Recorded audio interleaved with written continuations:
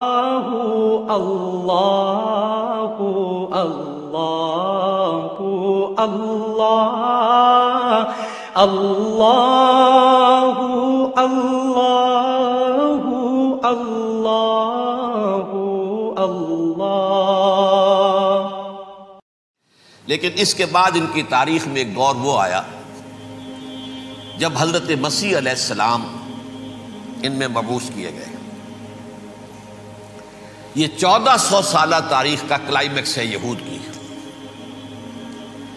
جب کتاب انہیں دی گئی تھی تورات حضرت موسیٰ کے ذریعے، وہ 1400 قبل مسیح کا واقعہ ہے۔ اس وقت سے لے کر اللہ کا وہ فضل ان پر ہوا کہ کوئی ایک لمحہ ایسا نہیں آیا 1400 برس میں کہ ان کے ہاں کوئی نہ کوئی نبی موجود نہ۔ یہ تار ٹوٹا ہی نہیں، 2 سے شروع ہوا، موسیٰ ہارون علیہ السلام، اور 1400 برس کے بعد پھر آخری 2 ہیں، عیسیٰ اور یحییٰ علیہ السلام۔ یوں سمجھ لیجئے، اور اس کے درمیان یہ تار ہے، اور اس تار میں کوئی ایک لمحہ ایسا نہیں آیا کہ کوئی نبی موجود ہو۔ اس میں اتار چڑھاؤ بہت سے آئے ہیں، اس کا وہ میرا موضوع نہیں ہے اس وقت۔ قبل مسیح کی تاریخ جو ہے وہ میرا موضوع نہیں ہے۔ قرآن مجید میں سورہ بنی اسرائیل کے پہلے رکوع میں اس کا تذکرہ موجود ہے۔ وَقَضَيْنَا إِلَىٰ بَنِي إِسْرَائِيلَ فِي الْكِتَابِ لَتُفْسِدُنَّ فِي الْأَرْضِ مَرَّتَيْنِ وَلَتَعْلُنَّ عُلُوًّا كَبِيرًا۔ 2 مرتبہ ان پر عذاب کے کوڑے برسے، پہلے اشوریوں کے ذریعے سے جو شامی تھے، سیرینز اشوری کہلاتے ہیں، پھر بابلیوں کے ذریعے سے یعنی عراقیوں کے ذریعے سے، بیبیلونیا نام تھا عراق کا پہلے، ان پر بہت بڑی بڑی تباہیاں آئیں، اللہ تعالیٰ کی طرف سے عذاب آئے۔ اس کے بعد پھر دوسرے دور میں دوسرا اقتدار کا دور آیا، خربستیاں بڑھ گئیں، تو پہلے گریکس کے ذریعے سے، یونانیوں کے ذریعے سے، اور پھر رومیوں کے ذریعے سے انہیں پسوایا گیا۔ یہ دور گزر چکے تھے ان پر، 2 عروج کے دور اور 2 زوال کے دور۔ میری چھوٹی سی کتاب ہے تنظیم اسلامی کا تاریخی پس منظر، شاید 6-7 روپے کی ہوگی، اس کو آپ دیکھیں گے تو اس میں اس کا پورا نقشہ آپ کو مل جائے گا۔ ویسے تو یہ کہ میری جو ذرا بڑی کتاب ہے سابقہ اور موجودہ مسلمان امتوں کا ماضی، حال اور مستقبل، اس میں میں نے ان معاملات پر بڑی تفصیل سے بحث کی۔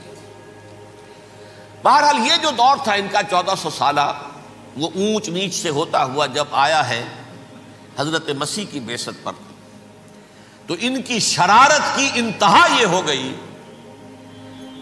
کہ اللہ تعالیٰ نے مسیح کو رسول بنا کر بھیجا، رسولاً الی بنی اسرائیل۔ حضرت موسیٰ اور حضرت عیسیٰ کے درمیان رسول کوئی نہیں ہے، سب نبی ہیں۔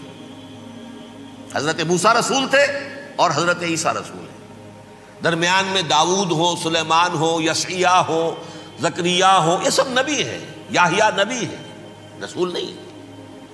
لہذا وہ شہید کر دیے گئے، رسول شہید نہیں ہو سکتا، قتل نہیں ہو سکتا۔ لیکن عیسیٰ اور موسیٰ کے درمیان 1400 برس ان کے جو ہیں، اس کا کلائمیکس ہے حضرت مسیح علیہ السلام کی بعثت، اور حضرت مسیح علیہ السلام کو جسے اللہ نے اپنی روح قرار دیا، روح منہ، کلمتہ القاہا الی مریم، اللہ کا کلمہ، عظیم ترین معجزات۔ انہوں نے کیا کہا؟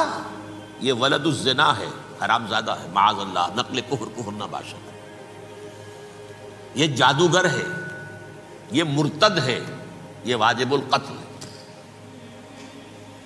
اصل حکومت اس وقت رومیوں کی تھی حکومت، لیکن انہوں نے انہیں آٹونومی دے رکھی تھی، اپنے مذہبی معاملات تم خود طے کر سکتے ہو۔ تو قائفاس جو اس وقت کا ان کا ہیڈ ربائی تھا سب سے بڑا، اس کی عدالت نے فیصلہ کیا مسیح کو سولی چڑھا دیا جائے۔ پائلیٹس پونٹس، اس کے پاس ان کی ازداشت پہنچ گئی، یہ ہمارا مجرم ہے مذہبی، یہ مرتد ہے، یہ کافر ہے، یہ جادوگر ہے، یہ واجب القتل ہے، اسے قتل کرو، سولی چڑھا دو۔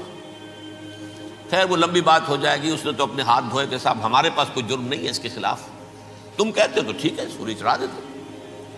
یہ دوسری بات ہے کہ اللہ نے حضرت مسیح کو اٹھا لیا آسمان پر، ان کی جگہ وہ شخص سولی چڑھا جس نے غداری کر کے گرفتار کروایا تھا، جوڈاس اسکیریوٹ، اس کی شکل اللہ نے بدل دی حضرت مسیح کی سی، اور حضرت مسیح کو فرشتے اٹھا کے اوپر لے گئے، وہ زندہ آسمان پر اٹھا لیے گئے۔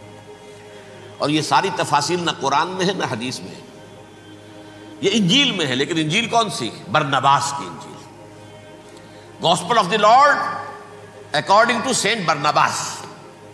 یہ حواریین مسیح میں سے تھے، لیکن عیسائی ان کو تسلیم نہیں کرتے، ان کی بائبل کو صحیح نہیں مانتے، کینونیکل نہیں مانتے۔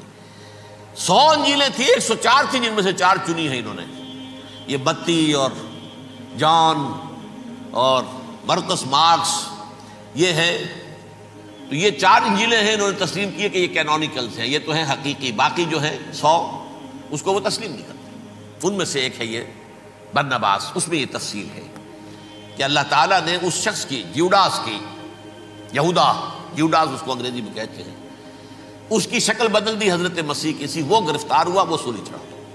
وہ غدار تھا، غداری کی سزا اسے ملنی تھی، وہ مل گئی۔ حضرت مسیح کو فرشتے 4 اٹھ رہے ہیں، جس کوٹڑی میں حضرت مسیح مقیم تھے، ایک باغ کے اندر روپوش تھے، اس کی چھت پھٹی ہے، 4 فرشتے آئے ہیں، حضرت مسیح کو اٹھا کر لے گئے ہیں، چھت برابر ہو گئی ہے، اس کے بعد وہ شخص پکڑا گیا۔ بہرحال حضرت مسیح کو اللہ نے اٹھا لیا آسمان۔ لیکن وہ دن ہے کہ اس قوم کو اب مغضوب علیہم قرار دے دیا گیا۔ نوٹ کر لیجئے، اصل میں تو ہونا یہ چاہیے تھا کہ رسول کی جان کے در پہ جب کوئی امت ہو جاتی تھی تو اللہ کا قاعدہ یہ تھا کہ اس امت کو نسیہ منسیہ کر دیا جائے۔ حضرت نوح کی قوم کو ختم کیا یا نہیں؟ حضرت ہود کی نگاہوں کے سامنے قوم عاد برباد کی گئی یا نہیں؟ حضرت صالح کی نگاہوں کے سامنے قوم سمود برباد ہوئی؟ یہ اللہ کا قاعدہ رہا۔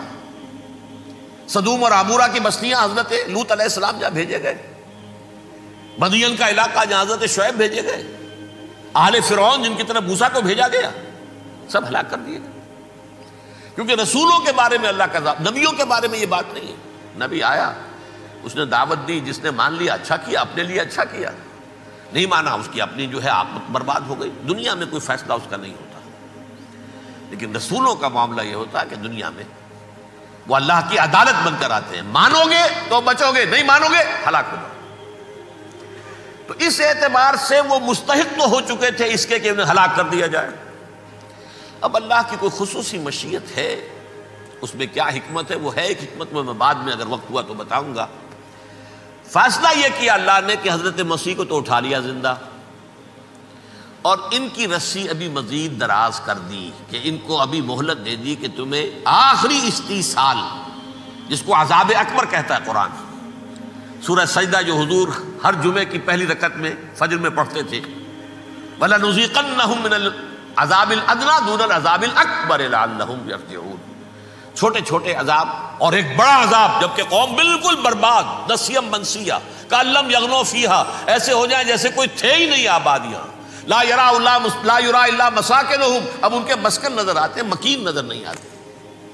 یہ عذاب اکبر جو ہے وہ ان پر نہیں آیا، حالانکہ وہ مستحق ہو گئے تھے اسی وقت۔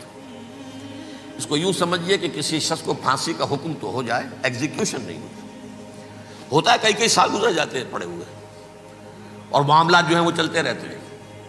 یہ معاملہ ہوا اس کے ساتھ، ورنہ یہ مستحق ہو چکے تھے آخری بربادی تباہی کے، عذاب استیصال، جڑ سے کاٹ دینے والا عذاب، وہ آ سکتا تھا ان پر اسی وقت، لیکن اللہ نے ان کی مہلت دراز کی ہے۔ لیکن اس کے بعد اللہ نے ان کو ایک اور موقع دیا۔ 600 برس بعد حضرت مسیح کے، محمد الرسول اللہ صلی اللہ علیہ وسلم کی بعثت ہوئی، اور یہ میں سمجھتا ہوں کہ اس قوم پر اللہ کا اتنا بڑا فضل تھا، اتنا بڑا فضل تھا، اتنا بڑا فضل تھا۔ اب پھر ایک موقع دیا، عسیٰ ربکم ان یرحمکم وان عدتم عدنا، دیکھو اب بھی تمہیں ہم ایک موقع دے رہے ہیں، تمہارا رب تمہارے اوپر اب بھی فضل کرنے کو تیار ہے، رحم فرمانے کو تیار ہے۔ ان ھذا القرآن یہدی للتی ہی اقوم، اس قرآن کے سائے میں آ جاؤ، یہ شاہدرا ہے ہدایت میں آنے کا، اس میں داخل ہو جاؤ، محمد کی تصدیق کرو صلی اللہ علیہ وسلم، دامن محمدی میں آ جاؤ، اب بھی ہم تمہارے گناہ بخش دیں۔ لیکن نہیں، اس قوم نے حضرت محمد صلی اللہ علیہ وسلم کی دشمنی کی کمر کس لی، اور اب یوں سمجھیے اس تاریخ سے لے کر آج تک یہ گٹھ جوڑ ہے۔ ظاہر بات ہے کہ ابلیس کا بھی اصل دشمن اب کون ہے، یا ہدف کون ہے، ٹارگٹ کون ہے؟ جنہوں نے محمد کو نہیں مانا صلی اللہ، وہ تو ہے ہی جہنمی، ان پر کوئی اور محنت کرنے کی ضرورت کیا ہے؟ سمجھ گئے میری بات؟ حضور کی بعثت کے بعد جنہیں حضور کو رد کر دیا، ان پر ایمان نہیں لائے، وہ کون ہے؟ کافر، وہ جہنمی ہے ہی ہے۔ لہذا اس کے اوپر کوئی محنت صرف کرنے کی ابلیس کو ضرورت نہیں ہے۔ اس کا اصل ٹارگٹ امت محمد ہے صلی اللہ علیہ وسلم۔ وہ ساری نوع انسانی کی دشمنی اب آ کر مرکوز ہو گئی ہے امت محمد صلی اللہ علیہ وسلم کی دشمنی پر۔ اور اسی طرح یہود کا معاملہ، اگرچہ ویسے پوری نوع انسانی کے دشمن ہیں، انہیں حیوان سمجھتے، ان کی جان مال اپنے لیے مباح سمجھتے ہیں، جس طرح چاہے لوٹے کھسوٹے کھائیں پیئے انہیں، لیکن اب ان کی بھی دشمنی کا سب سے بڑا مرکز امت محمد۔ کیوں؟ وہی تکبر اور حسد، وہی بیماریاں۔ انہیں تکبر یہ ہو گیا تھا کہ 2000 سال سے یہ نبوت ہماری میراث، ہماری جاگیر، بنو اسرائیل کے اندر سینکڑوں نبی آئے، 3 کتابیں اللہ نے ہمیں عطا کی، یہ کہاں سے آ گیا محمد صلی اللہ علیہ وسلم؟ معاذ اللہ ثم معاذ اللہ، یہ امیین میں سے، یہ جنٹائلز میں سے، یہ گوئنز میں سے، یہ حقیر ان پڑھ، کہاں ہم کہاں یہ نہیں تسلیم کریں گے۔ حالانکہ قرآن کہتا ہے یعرفونہ کما یعرفون ابناہم، ان کے علماء ایسے پہچانتے تھے حضور کو جیسے اپنے بیٹوں کو پہچانتے کہ یہ آخری نبی ہے، لیکن تکبر اور حسد کی آگ میں جل اٹھے۔ اب ان کے بھی دشمنی کس سے ہے؟ محمد اور امت محمد صلی اللہ علیہ وسلم۔ یہ گٹھ جوڑ ہے۔ اب دیکھیے، یہ ہے میری گفتگو کا اب تک کی گفتگو کا حاصل، یہ گٹھ جوڑ۔ ایک غیر مرئی دنیا، انویزیبل دنیا کا ابلیس لعین اور جنات میں سے اس کے لشکری فوج، انسانوں میں سے ویسے تو اور بھی بہت جگہ اس کے ایجنٹ ہیں، مسلمانوں میں بھی ہے، لیکن بحیثیت قوم، بحیثیت مجموعی، ایک پوری قوم، ایک پوری نسل جو ہے اس کے ساتھ گٹھ جوڑ ہے۔ ان دونوں کی گٹھ جوڑی کے ساتھ یہ دشمن دون ہیں انسانیت کے، پہلا دشمن ابلیس لعین، عزازیل لعین، اور دوسرے دشمن یہود ملعون۔ صلی اللہ علی محمد صلی اللہ علیہ وسلم۔ اللہ اللہ اللہ اللہ اللہ